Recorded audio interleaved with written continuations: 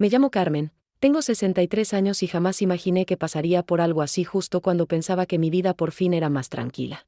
Trabajé toda mi vida como enfermera, pasé muchas noches en el hospital, trabajé turnos en días festivos, Navidad, Año Nuevo, todo para criar sola a mi hijo después de que su padre nos abandonara cuando era pequeño. Nunca me quejé, siempre pensé que mi papel como madre era hacer lo que fuera necesario para que él tuviera una vida mejor que la mía. Y, durante mucho tiempo, pensé que lo había logrado. Mi hijo Diego siempre fue un niño tranquilo cuando era pequeño. No era perfecto, pero era educado, respetuoso y me ayudaba en casa cuando podía. Siempre me esforcé por estar a su lado, incluso cuando estaba cansada. Iba a las reuniones del colegio, a los eventos, siempre intentando demostrarle que no estaba solo. Cuando empezó la universidad, me sentí increíblemente orgullosa porque sabía lo mucho que nos había costado a los dos. Y cuando se graduó, lloré como si fuera el mayor logro de mi vida. Las cosas empezaron a cambiar cuando conoció a Juliana. Al principio, incluso me cayó bien, parecía educada, sonriente, de esas personas que te conquistan fácilmente. Pero con el tiempo, empecé a notar pequeños detalles, su forma de hablar, sus miradas, sus comentarios que me incomodaban un poco, pero nunca dije nada. No quería ser esa madre que critica a su nuera sin motivo. Pero, poco a poco, mi hijo se fue distanciando de mí de una manera que no pude ignorar. Empezó a llamarme menos, dejó de venir a mi casa y, cuando lo hacía, siempre parecía tener prisa, como si estar allí fuera más una obligación que un deseo. Y lo que más me dolió no fue eso, sino la forma en que empezó a tratarme. Frío. Seco. A veces incluso impaciente. Intenté hablar con él, entender lo que pasaba, pero siempre evitaba el tema. Y, en el fondo, ya presentía que esto no iba a terminar bien, simplemente no imaginaba lo mucho peor que se pondría. Cuando anunciaron que se iban a casar, juro que intenté mostrarme genuinamente feliz. Sonreí, los abracé a ambos y les dije que estaría ahí para lo que necesitaran. Y de verdad lo estaba. Incluso con esa opresión en el pecho que no podía explicar del todo, quería creer que era solo una fase, que todo se solucionaría después de la boda. Ahí fue cuando empezó lo más difícil para mí, porque junto con la noticia de la boda llegaron las expectativas, sobre todo las económicas. Empezaron a hablar de los planes, la fiesta, el lugar, la decoración, todo superaba con creces lo que había imaginado. Un día, mi hijo mencionó, algo incómodo, que contaban con mi ayuda. Le pregunté cuánto, ya preparada para una cantidad razonable. Pero cuando me dijo la cifra, me quedé en silencio unos segundos. Era muchísimo dinero. Mucho más de lo que podía dar sin gastar todos mis ahorros. Siempre he sido organizada con el dinero.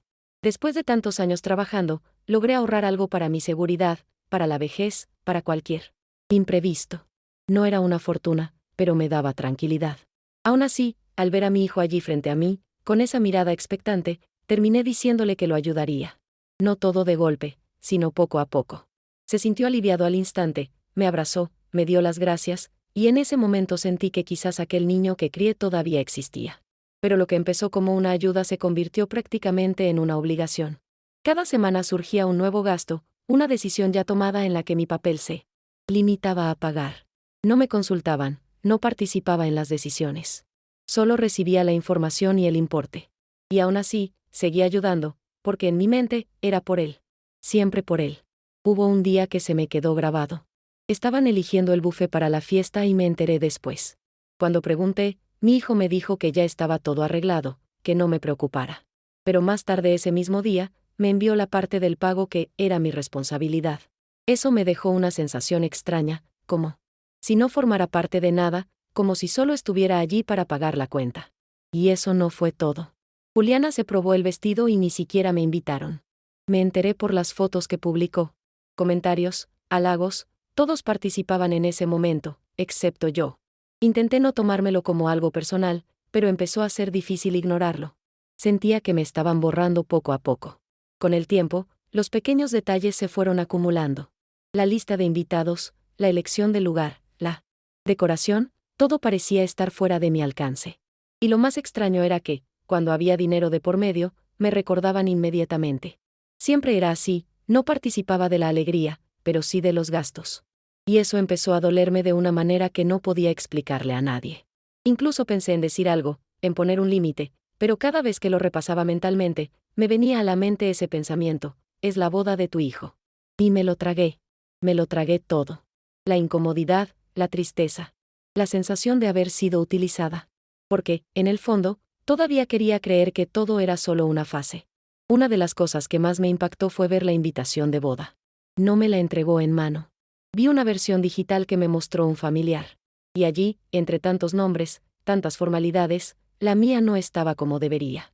No había ninguna mención especial, nada que indicara que yo era la madre del novio. Era como si fuera una invitada más. En ese momento, sentí un gran vacío. No era ira, ni resentimiento. Era una tristeza profunda y silenciosa. Porque entonces comprendí, no me estaban dejando de lado sin darme cuenta, me estaban poniendo en esa situación a propósito. Y aún así, seguí adelante. Seguí ayudando, seguí estando presente, pero en mi interior, algo ya había empezado a cambiar. Llegó el día de la boda y me desperté con una extraña sensación, como si algo no estuviera bien. Aún así, me preparé con esmero. Elegí un vestido sencillo pero bonito, algo que pudiera llevar sin llamar la atención, porque ya sabía cuál era mi lugar allí. No quería causar molestias ni estorbar. Solo quería estar presente. Eso era todo. Llegué un poco antes, pensando que tal vez podría ayudar, pero nadie parecía necesitarme. Caminé de un lado a otro, observando a la gente llegar, saludarse, tomarse fotos. Todos parecían felices, emocionados, excepto yo. Y no era envidia ni nada parecido. Era simplemente una sensación de no pertenecer. Como si estuviera allí, pero no formara parte de nada. Mi hijo pasó a mi lado varias veces, pero siempre rápido, ocupado, sin detenerse a hablar como es debido. Ya me dolía, pero no sabía que iba a empeorar. Hubo un instante antes de la ceremonia en el que pensé que sería diferente. Estaban organizando las fotos, reuniendo a los familiares más cercanos. Vi cómo llamaban a otras madres, las colocaban en sus posiciones, abrazaban a sus hijos, y esperé. Pensé que en algún momento alguien me llamaría a mí también. Me quedé allí, un poco apartada, intentando no parecer perdida. Hasta que alguien del equipo me miró y me preguntó quién era. Cuando respondí que era la madre del novio, la persona pareció confundida por un instante, como si no quedara claro para nadie. Llamaron a mi hijo, y cuando llegó, pensé que iba a aclarar las cosas, a abrazarme, a incluirme. Pero no fue así. Me miró rápidamente, con cierta impaciencia, y dijo algo que jamás olvidaré. Me dijo que me alejara, que estaba estorbando para organizar las fotos. No fue exactamente lo que dijo, fue su actitud. Fría. Seca. Como si yo fuera un problema. Me quedé sin palabras. Di un paso atrás, luego otro, hasta que quedé completamente fuera de allí. Nadie insistió, nadie preguntó. Simplemente siguieron como si nunca hubiera estado allí. En ese momento, sentí una mezcla tan intensa de vergüenza y tristeza que ni siquiera puedo explicarla bien. Fue como si, en cuestión de segundos, todo lo que representaba en su vida se hubiera borrado. Me quedé allí, observando. Desde lejos cómo se registraba a la familia, y yo, que había formado parte de todo desde el principio, quedé excluida. Después, me acerqué a la mesa donde estaban los regalos. Ya había dado una buena parte del dinero, pero aún me quedaba algo que quería entregar allí como último gesto. Miré el sobre que tenía en la mano durante unos segundos. Y, por primera vez en mucho tiempo, dejé de pensar en él, y empecé a pensar en mí misma. No fue una decisión impulsiva. Fue silenciosa. Fue tranquila. Respiré hondo, sujeté el sobre con más firmeza, y simplemente lo guardé en mi bolso. No sentí culpa. No sentí dudas. Incluso fue extraño, sentí como si algo dentro de mí finalmente hubiera despertado. No armé un escándalo, no dije nada, no confronté a nadie. Simplemente fui con mi hijo, esperé un momento a que estuviera solo y le dije que tenía que irme. Apenas me miró, solo me preguntó rápidamente si todo estaba bien. Y le dije que sí. Sonreí, como si nada hubiera pasado. Él asintió, volvió a la fiesta, y eso fue todo. Salí de la boda en silencio. Me subí al coche, cerré la puerta y me quedé allí sentada unos minutos sin arrancar el motor. No lloré de inmediato. No sentí rabia. Era solo un vacío inmenso, pero, al mismo tiempo, una extraña sensación de claridad. Como si por fin hubiera comprendido algo que había estado ignorando durante mucho tiempo. Al día siguiente, me desperté más temprano de lo habitual. No porque lo necesitara, sino porque mi mente simplemente no se desconectaba. Me quedé un rato tumbada, mirando al techo, reviviendo todo lo sucedido. Cada detalle, cada momento, especialmente esa escena de las fotos. No se me quitaba de la cabeza. Pero, a diferencia de lo que imaginaba, no me desperté devastada. Me desperté decidida. Me levanté, me preparé el café como siempre, me senté a la mesa de la cocina y, por primera vez en mucho tiempo, reflexioné sobre mi vida de forma práctica. Tomé mis documentos, mis extractos bancarios y empecé a organizarlo todo. No era desesperación, era claridad. Estaba viendo, con mucha objetividad, todo lo que había construido a lo largo de los años, y hacia dónde se dirigía todo. Ese mismo día, a media mañana, sonó mi teléfono. Era mi hijo. En el fondo, sabía que iba a llamar. Contesté con normalidad, como siempre. Al principio, intentó hablar con naturalidad, preguntándome si había llegado bien, cosas así. Pero no tardó en ir directo al grano. Me preguntó por el dinero que aún no le había dado. Guardé silencio unos segundos antes de responder. No porque no supiera qué decir, sino porque quería hablar con calma, sin ira, sin dejarme llevar por las emociones. Cuando dije que ya no iba a dar ese dinero, un profundo silencio se apoderó del otro lado de la línea. Y poco después, el tono cambió. Empezó a ponerse nervioso, me preguntó si hablaba en serio, dijo que contaba con ello, que ya tenía compromisos. Su voz ya no era tranquila. Y, por primera vez, percibí desesperación en ella. Pero no era desesperación. Por mí, era por el dinero. Y eso, de una manera extraña, solo confirmó todo lo que ya intuía. Les expliqué, de la forma más sencilla posible, que ya no tenía sentido que yo siguiera ayudando de esa manera. Que había ido demasiado lejos. Que lo ocurrido el día anterior no era poca cosa. No alcé la voz, no acusé, no discutí. Simplemente dije lo que tenía que decir.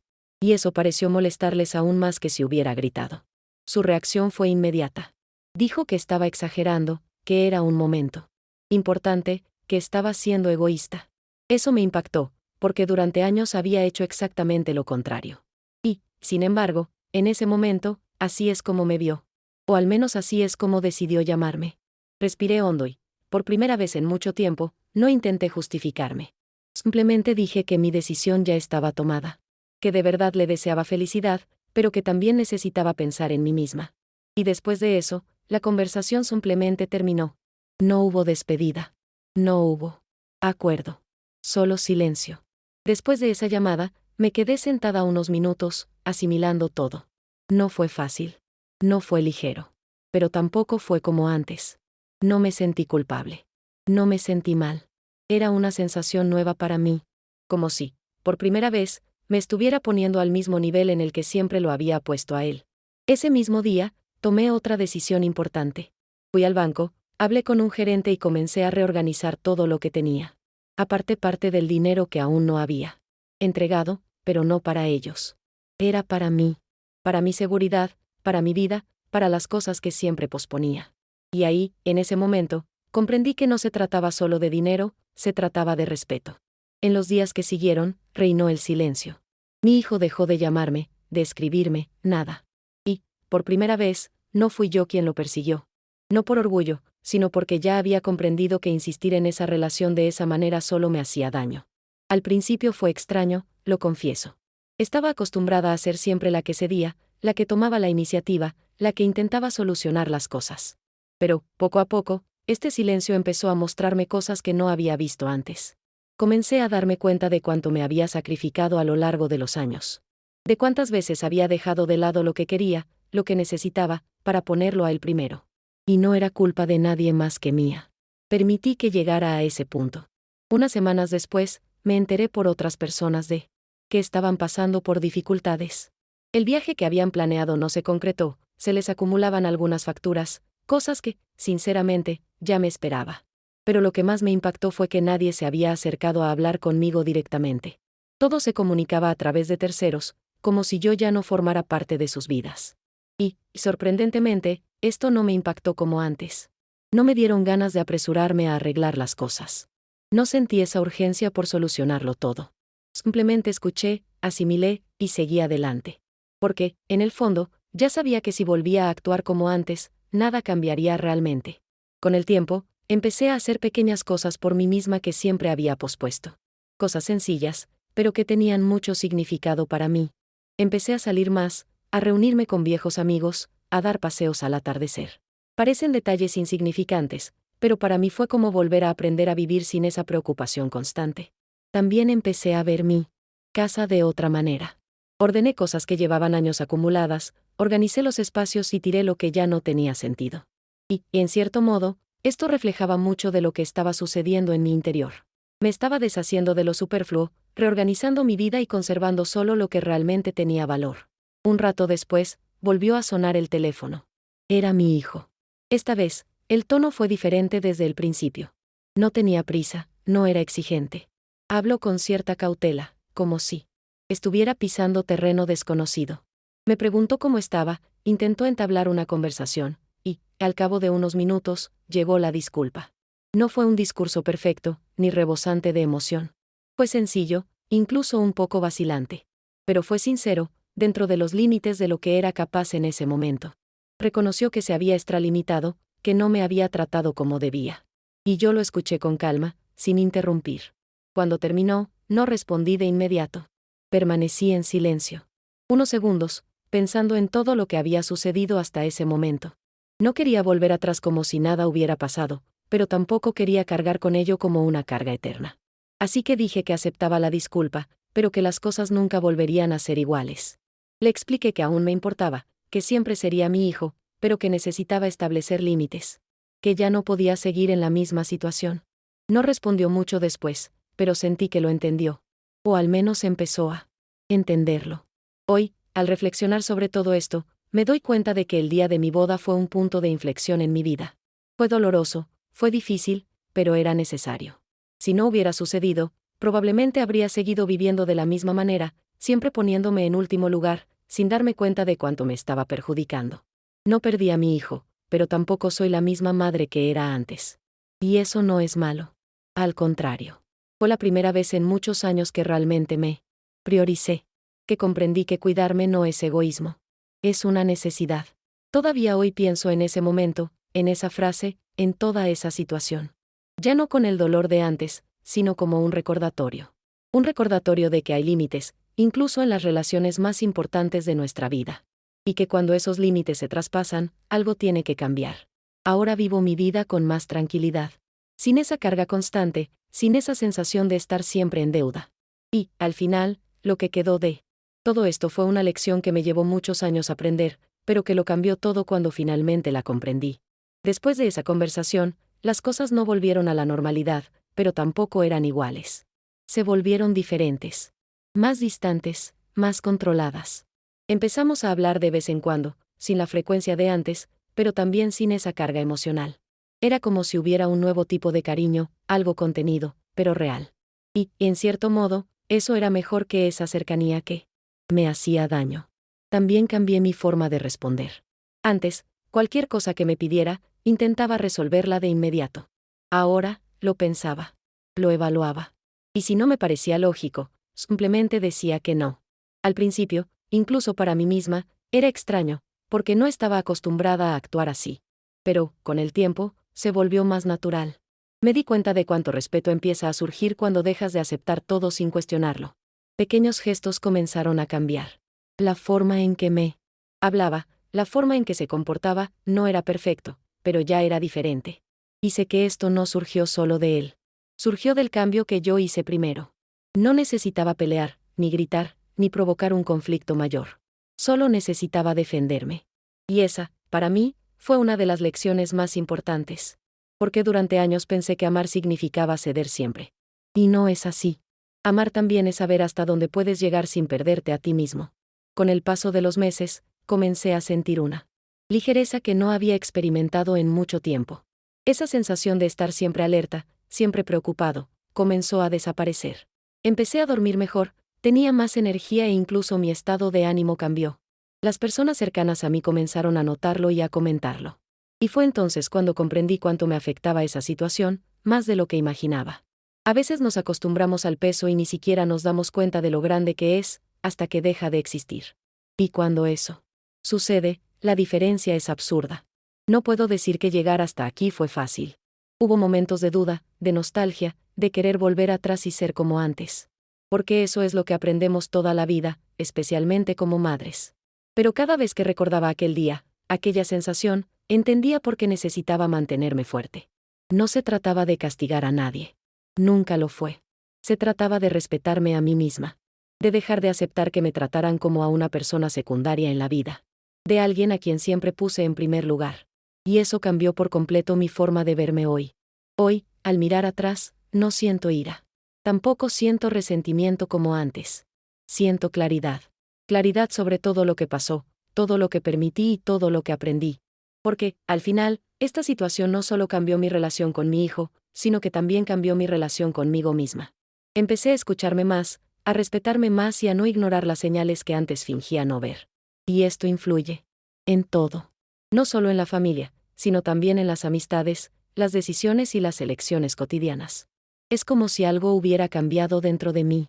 Si hay algo que he aprendido de todo esto, es que el amor no se basa en el autosacrificio. No se puede fundamentar únicamente en dar, dar y dar, sin recibir jamás la más mínima consideración a cambio. Me llevó muchos años comprender esto, pero cuando lo hice, no hubo vuelta atrás. Y, por difícil que fuera aquel día, fue lo que me trajo hasta aquí. Fue allí donde todo cambió. No de una forma bonita ni alegre, sino de una forma necesaria. Y hoy puedo decir con tranquilidad, me dolió, sí, pero también fue lo que finalmente me hizo despertar.